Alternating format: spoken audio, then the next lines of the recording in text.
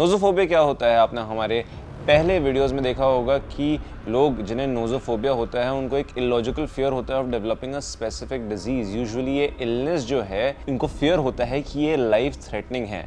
Word नोज़ोफोबिया जो है वो ओरिजिनेट करता है ग्रीक वर्ड से फॉर डिजीज यानी कि नोजोस और फियर यानी कि फोबोस। नोज़ोफोबिया को डिजीज इसलिए कहा जाता है क्योंकि स्टूडेंट्स बिलीव करते हैं कि उनको डिजीज है आफ्टर स्टडिंग इट।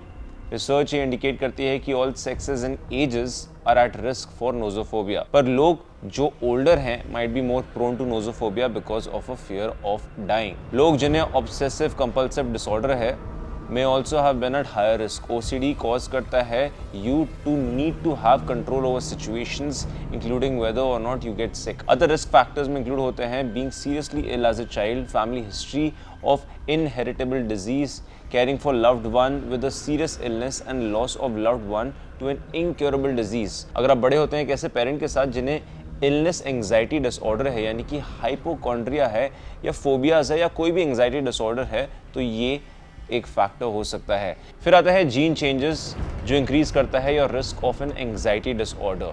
क्या क्या दूसरे फोबियाज होते हैं जो एसोसिएटेड रहते हैं विद नोज़ोफोबिया? ये अनकॉमन नहीं है टू हैव सेवरल फोबियाज जिसका कुछ कनेक्शन होता है।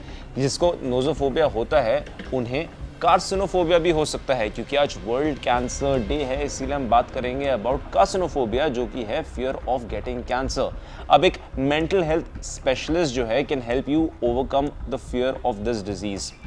आप बेनिफिट ले सकते हैं फ्रॉम थेरेपीज लाइक, पहला आता है कॉग्निटिव बिहेवियरल थेरेपी, एक फॉर्म ऑफ साइकोथेरेपी जो होता है जिसमें आप अंडरस्टैंड करते हैं कि why you think and feel the way you do about the diseases and your health. उसके बाद आप सीखते हैं how to change these perceptions. फिर आता है एक्सपोजर थेरेपी, एक थेरेपिस्ट जो है वो आपको सिखाता है relaxation techniques to use while gradually exposing you to new stories and information about diseases और डिजीज आउटब्रेक्स।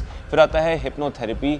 हिप्नोथेरेपी यूज़ करता है गाइडेड रिलैक्सेशन टेक्निक्स जो हेल्प करता है for you to change your perceptions about a disease and your health risks. फिर आते हैं medications, anti anxiety drugs और एंटी डिप्रेसेंट्स जो हैं ये ईज करते हैं सिम्टम्स को while you engage in therapy. आपको शायद मेडिकेशंस की जरूरत नहीं है if you keep up with your therapies. क्या कहना आपका इसके बारे में, हमें कॉमेंट सेक्शन में ज़रूर बताएं।